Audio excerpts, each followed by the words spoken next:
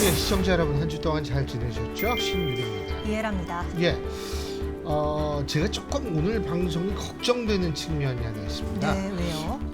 아니 분명히 이데일리 TV인 줄 알고서 켰는데 내가 이게 MBC를 아하. 잘못 켰나 이렇게 생각하시는 분도 계실 것 같습니다. 오늘 저희가 모실 분은 여러분이 너무나 이 방송을 통해서 잘 아시는 분입니다. 그리고 지금 국민의힘에서 정치를 쭉 하시는 분인데요.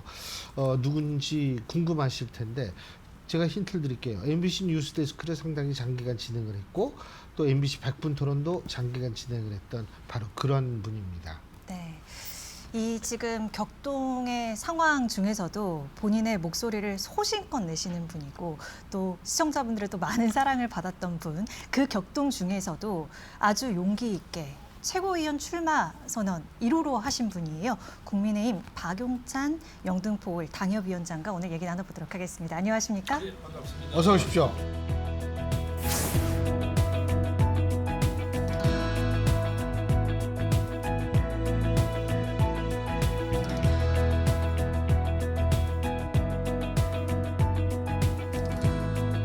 요새 뭐 가장 국민의힘 굉장히 근데 시끌시끌해야지 이게 좀 주목이 가니까요. 예.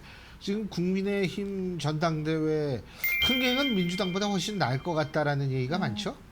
그렇습니다. 지금 뭐 저희가 국민의힘 제4차 전당대회가 바야흐로 본격적으로 시작이 됐고요.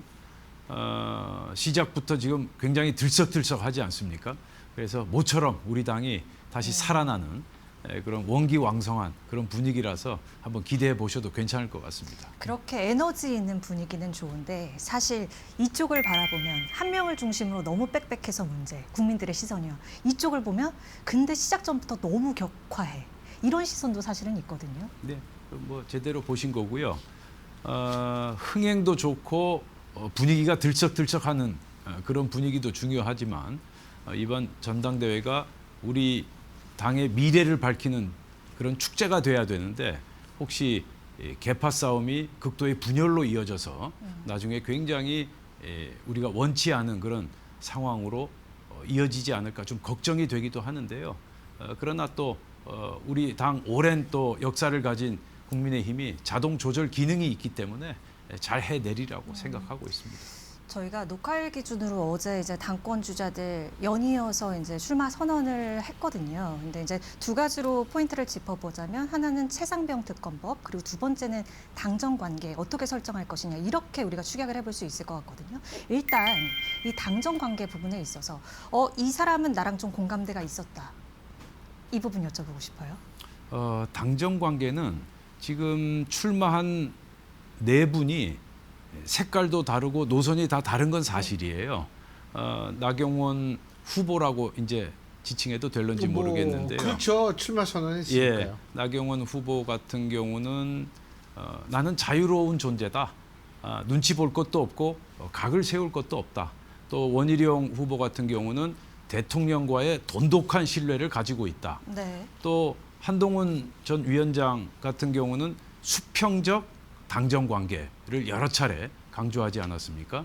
그리고 후보 같은 경우는 할 이야기를 하겠다. 이제 이렇게 말씀을 하셨는데 그러나 공통 분모가 있습니다. 당정 관계는 서로 접근 방법이 다를 뿐이지 결국 당과 정이 한 마음 한 뜻으로 가야 된다. 서로 소통하면서 가야 된다. 웬고하니 지금 국회가 몇 석입니까? 민주당이. 171석이죠. 그렇죠. 예. 범야권이 192석 아닙니까? 예. 지금 우리가 단일 대우를 형성하지 않으면 다 죽는다. 그 원희룡 후보께서 말씀하시지 않았습니까? 이러다가 다 죽는다. 그런 위기감은 네 후보 모두 똑같이 가지고 있어요. 다만 대통령과의 관계, 대통령실과의 관계를 어떻게 설정할 것인가, 방법론, 노선에서 차이가 좀 있을 뿐이지 사실 당정이 결국 같이 굴러가야 된다.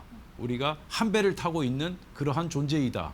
그 점에 있어서는 이론이 없는 것으로 저는 알고 있습니다. 그러니까 위원장님, 그러니까 수렴하는 결과는 똑같다라고 볼 수 있을 것 같은데 말씀하신 내용을 정리를 해보자면 그런데 그 방법론에서 차이가 있다고 네. 하셨잖아요. 근데 보면 지금 여타 당권 주자들이 한동훈 위원장, 전 위원장을 두고 이거는 지금 갈등 더 격화할 수 있는 인물이다 이렇게 말하고 있어요. 이 상황에 대해서는 어떻게 보세요? 그건 이제 현재 뭐 여론조사 지지율이나 여러 가지 지금 상황이 한동훈 후보가 네. 현재 1위로 알려지지 않습니까? 그런 상황에서 이제 뒤따른 후보들이 충분히 검증을 할 수 있는 그러한 상황에서 견제구다. 그렇게 보시면 근데 이제 사실 그 민주당 같은 경우에 이제 이재명 대표가 전 대표가 됐어요. 예. 대표직을 사퇴하고 그래서 또 대명이라는 거 들어봤어요? 또 예, 대명? 그럼요. 이제 어대명은 아니에요, 그치? 그쪽은 또 대명이라고 그러더라고요. 또 다시 대표는 이재명인데 실제 뭐 그쪽에 있어서의 전당대회 흥행 뭐 이런 거는 저는 뭐 그다지 될 것 같지는 않습니다. 워낙 되기 때문에 제가 여쭤보고 싶은 건 그쪽 야권을 바라볼 때 전 특이한 현상이 있는 것 같아요. 민주당은 이재명의 민주당, 그리고 조국 혁신당은 거기 이름에도 조국이 들어가듯이 조국 대표 중심으로 돌아가는 거고, 네. 그리고 개혁신당은 그때 그 YTN 라디오에서 허은하 대표가 한번 그런 얘기를 했거든요.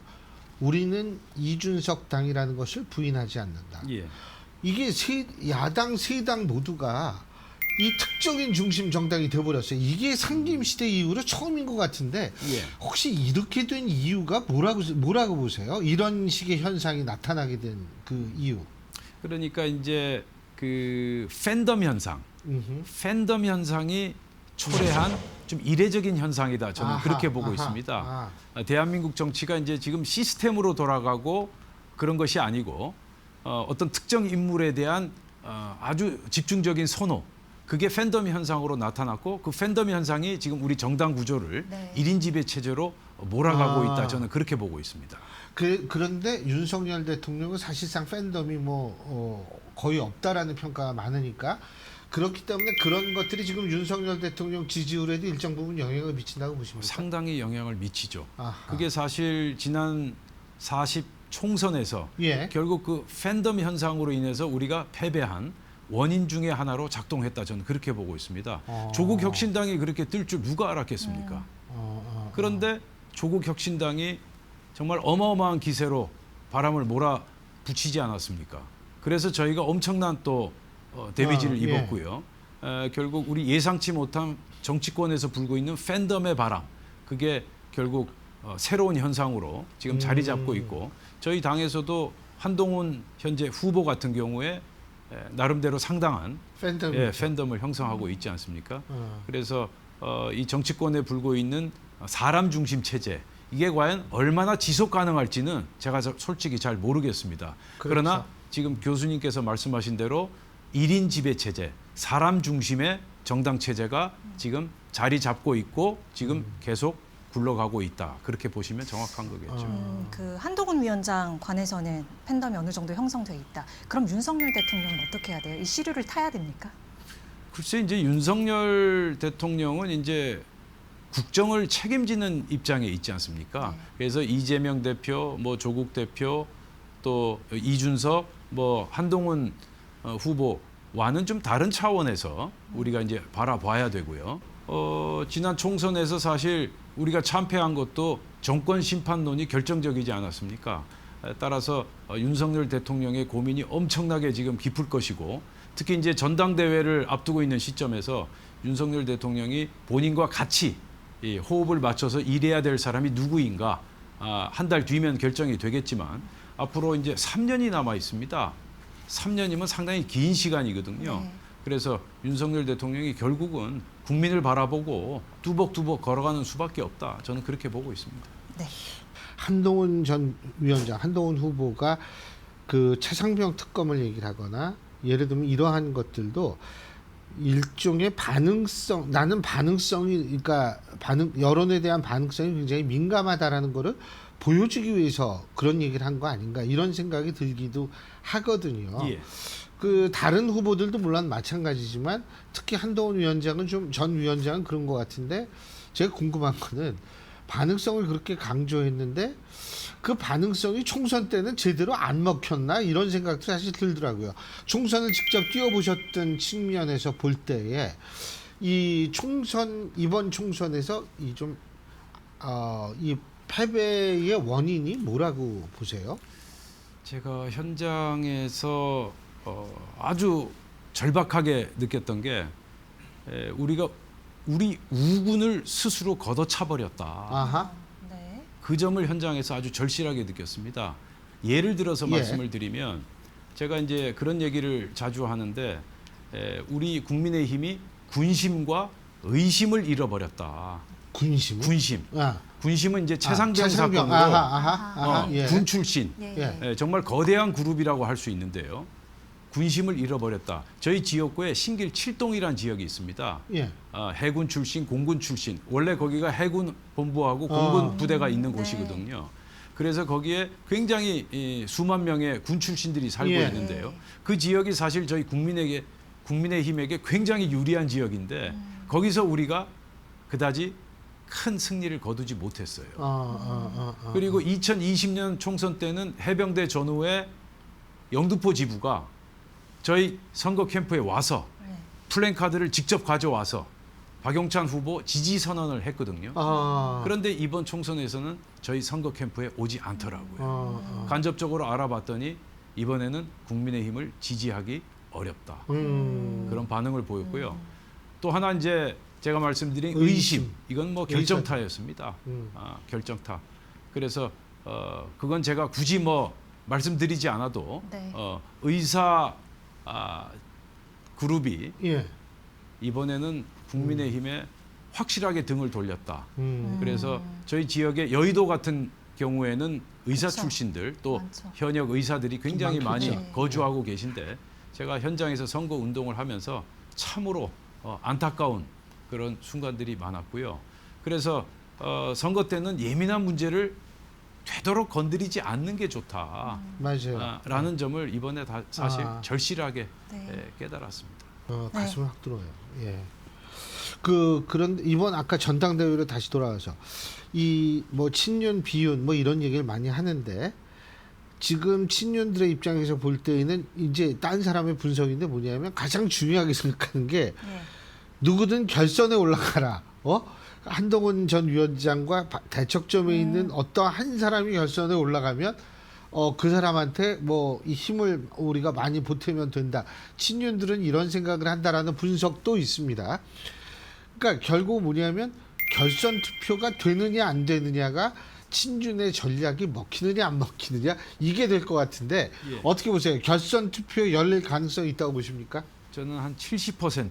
70%. 예, 결국 결선으로 갈 것이다. 예. 네. 당초 한동훈, 나경원 1대1 대결 구도였다면 아마 1차에서 결판이 났을 수도 있겠죠. 그런데 지금 윤상현 의원도 들어오셨고 또 원희룡 전 장관께서도 예상을 뒤엎고 전격적으로 출마를 선언하지 않았습니까? 지금 4파전이 벌어지고 있는데 한동훈 위원장 같은 경우는 팬덤이 있지만 나머지 세 분은 우리 정당에서 오랫동안 활동을 해왔기 때문에 나름대로 조직력을 가지고 있다. 이번 선거는 조직력이 상당한 영향을 미치는 선거다. 왜냐하면 당원 80% 그리고 그렇죠. 국민 여론조사 20% 아니겠습니까? 사실상 책임 당원들이 승부를 결정짓는 그러한 이제 선거 구도라고 할 수 있는데 조직력에 있어서 지금 원희룡, 나경원, 윤상현 후보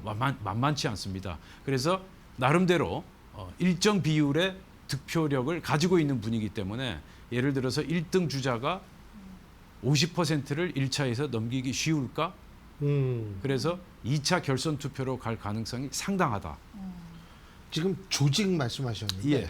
한동훈 전 위원장이 항상 얘기하는 게 원외 당협위원장들에 관련한 거. 예를 들면 지구당 문제가 그렇고요. 어제는 그 사무실 이거를 제공을 해야 지구당. 된다. 예. 이거 이제 얘기를 계속 하는데 원외 당협위원장들 입장에서 볼 땐 건 상당히 좀 솔깃하고 그런 의미에서 당의 조직이 움직일 가능성이 있는 거 아닌가 그런 걸 또 타겟팅해서 한 발언 아닌가 이런 생각이 드는데 뭐 이런 분석이 맞을지 예, 모르겠어요. 지금 아주 지금 날카로운 지금 네. 예리한 부분을 말씀하셨는데 이번 전당대회에서 특이점이 있다면 원외 당협위원장들의 선택이 무척 중요하다. 현재 우리 당의 현역 국회의원이 몇 명입니까? 108명 아닙니까? 예. 그런데 원외 당협위원장들의 수가 160 160여 명입니다. 그렇죠. 상당한 규모죠.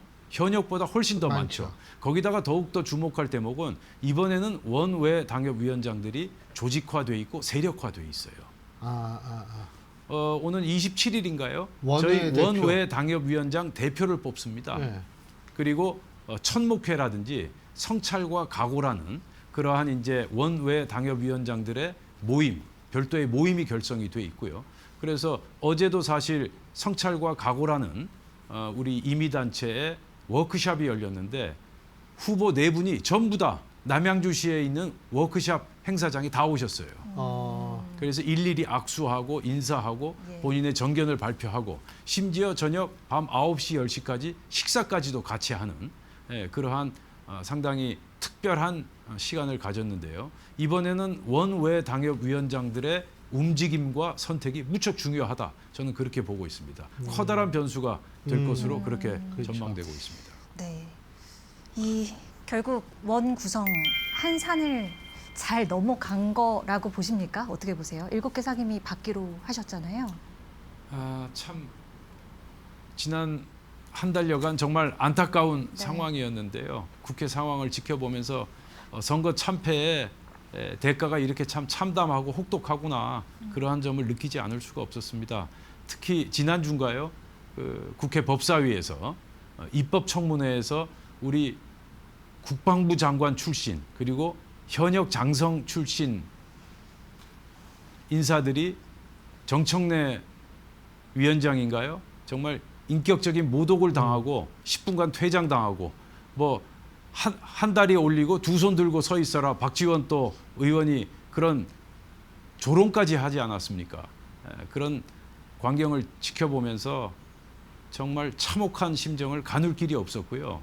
저렇게까지 인격적인 모독을 과연 했어야 했는지 물론 증인 선서를 안 한 부분 그런 부분은 우리 대한민국 장성 출신으로서 기계 있는 모습은 아니겠죠. 그러나 그렇게까지 인격적인 모독을 줬어야 했느냐 그 부분에 있어서는 많은 분들이 정말 안타깝게 생각하고 있습니다. 그러니까 그런 게 계기가 돼서 아유 그냥 받자 그러고 받는다 이 말씀이시잖아요. 그죠? 뭐 꼭 그것만 가지고 그러지는 않았지만 그 입법청문회장에서 민주당을 비롯한 야권의 주장만 일방적으로 국민들에게 알려지는 부분, 이 부분이 굉장히 컸다고 저는 봅니다. 그래서 들판에 가서 싸우기 어렵다면 국회 안에 들어가서 직접 싸우자. 그런 불가피한 선택을 내린 것이 아닌가 저는 그렇게 보고 있습니다. 누가 그러더라고요. 그런 현상 보고서 민주당에는 민주가 없고 국민의힘에는 힘이 없다. 이런 얘기한테 동의하십니까? 네, 저도 뭐 지역구 현장에서 예. 왜 이렇게 국민의힘은 힘이 없느냐, 좀 싸워라. 그 얘기를 정말 엄청나게 많이 듣고 있거든요. 그래서 사실은 이번 총선에서 우리가 이겼어야 했는데 정말 총선 패배의 아픔과 후유증이 이렇게 클 줄은 이재명 대표가 이 언론이 검찰 애완견 이런 발언을 했지 않습니까? 어떤 마음 드셨어요? 언론인 출신. 그러니까요. 그래서 여쭤보고 싶었어요. 저는요, 정말 이재명 대표가 굉장한 두려움에 있다라고 봅니다. 뭐 저희 당에서도 대변인 성명 나왔지만은 겁먹은 개가 크게 짖는다 그런 말이 있지 않습니까? 뭐 어차피 이재명 대표도 애완견이라고 얘기했으니 저희들도 뭐 개 발언을 뭐 안 할 수가 없는데 이재명 대표가 지금 상당한 심리적인 두려움에 처하고 있다. 그걸 반증하는 발언이 언론이 애완견이다라는 발언이라고 저는 생각하고요. 이재명 대표가 저렇게 언론을 탄압하는 발언을 한 게 한두 번이 아닙니다. 몇 번 더 있었어요. 그런데 많은 국민들이 지금 걱정하실 겁니다. 지금 대권 주자 1위가 이재명 대표 아닙니까? 저 사람이 나중에 대통령이 된다면 과연 언론을 어떻게 다룰 것인가? 언론이란 말이죠. 결국 민심이거든요. 예. 그러면 국민을 대하듯 언론을 대해야 되는데 이재명 대표의 언론과는 무척 위험하다. 저는 그렇게 생각하고 있습니다.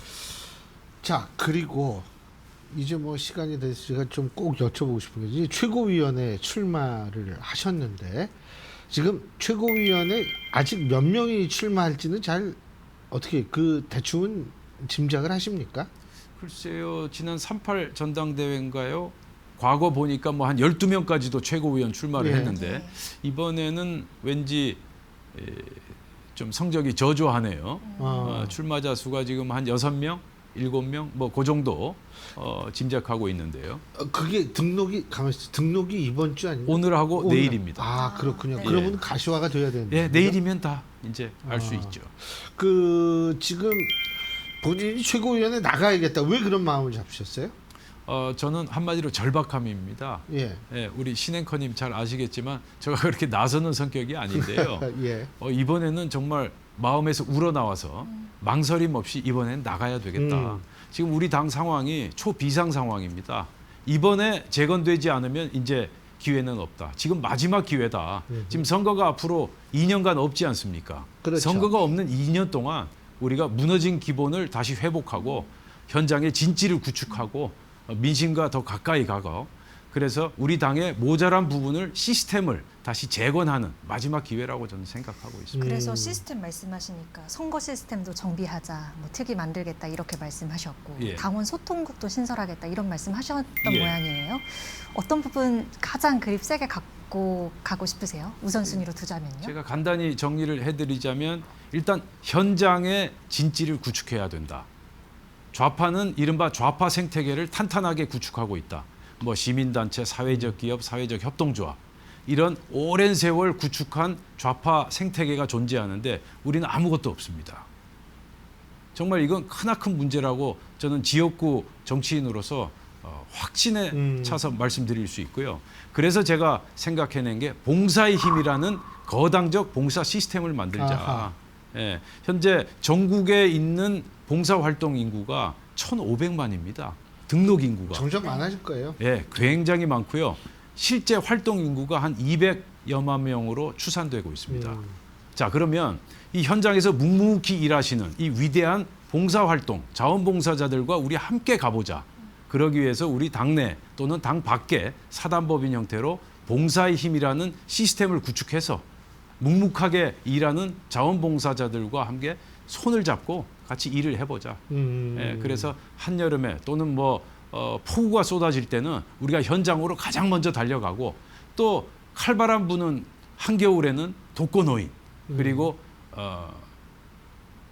은둔 청년들 손을 이렇게 함께 따스하게 잡아주는 네. 그러한 위대한 작업을 해보자. 그래서 좌파 생태계가 시민 혈세를 빨아먹는 부패한 생태계라면 우리는 정말 소외된 이웃들을 함께 도와주는 그런 선량한 생태계를 구축할 수 있을 것이다. 저는 그렇게 생각하고 있습니다. 그래서 우리 국민의힘의 봉사의 힘이라는 새로운 시스템을 구축하자.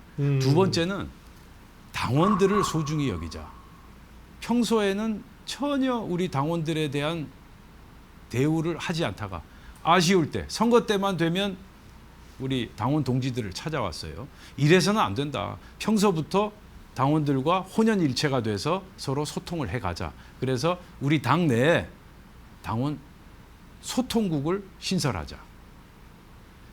방송사에 시청국이 있어야 하듯이 당에는 당원 소통국이 있어야 되지 않겠습니까? 그런데 우리가 당원들에 대한 소통이 너무 부족했다. 그 다음에 이제 세 번째는 원외 당협위원장들을 최대한 좀 기용하고 활용하자. 아까 제가 160여 명 있다고 네. 말씀드리지 않았습니까? 근데 그분들 한 분 한 분이 굉장한 전문성과 현장을 잘 아는 현장 전문가들입니다. 그런데 언제부턴가 우리 당이 현역 원내 국회의원 중심으로 돌아가고 있더라고요. 그래서 더 이상 이렇게 소중한 인력을 우리가 방치해서는 안 된다. 함께 같이 가야 된다. 지금 국회 의석수도 우리 108석밖에 안 되지 않습니까? 이런 상황에서 원외 당협위원장들을 활용하지 않을 수가 없다. 그런 의미에서 당 사무총장이라든지 당내 주요 보직을 원외 당협위원장에게 네. 맡기고 아주 골고루 인재를 등용하는 그런 시스템이 필요하고요. 마지막으로 이제 선거제도 시스템 이 부분도 굉장히 중요하다. 선거 시스템이란 건 민주주의의 기본 중의 기본이자 생명줄 아니겠습니까? 예. 그런데 안타깝게도 지금 많은 분들이 선거 시스템에 대한 의구심을 가지고 있고 많은 분들이 지금 논란을 제기하고 있지 않습니까? 그래서 선거가 없는 2년 동안 한번 우리 선거 시스템에 모자란 부분, 부족한 부분, 그리고 많은 분들이 이상하다고 생각하는 그런 부분들을 다시 한번 정상화시키자. 공정한 선거를 하자는데 이의를 제기하거나 반대할 사람이 있겠습니까? 저는 없다고 생각합니다. 그래서 예. 국회 안에 예. 선거제도 개혁 특위를 설치하자라는 아. 공약을 제시했습니다. 알겠습니다. 뭐 하여간 지금 패배한 측 입장에서 볼 때는 여러 가지로 진짜 정비를 해야 될 것 같은데 그런 고민이 정말 국민의힘 내에서 상당히 많은 좀 반영을 불려왔으면 좋겠습니다. 오늘 말씀 잘 들었습니다. 고맙습니다. 고맙습니다. 감사합니다. 예, 여러분들이 지금 쭉 얘기 들으시면서 어떤 생각을 하셨는지 모르겠지만 이 어디든 변화해야 됩니다. 모든 정당도 변화해야 되고 사회도 변화해야 되고 이 국가도 변화해야 하는데 문제는 변화의 방향성이 있죠. 지금 우리는 올바른 방향에서 가고 있는 건지 우리가 한번 좀 다시 한번 생각해 볼 수 있는 그런 시간이 되셨으면 좋겠습니다. 네, 저희는 다음 시간에 인사드리겠습니다. 함께해 주신 여러분 고맙습니다. 고맙습니다.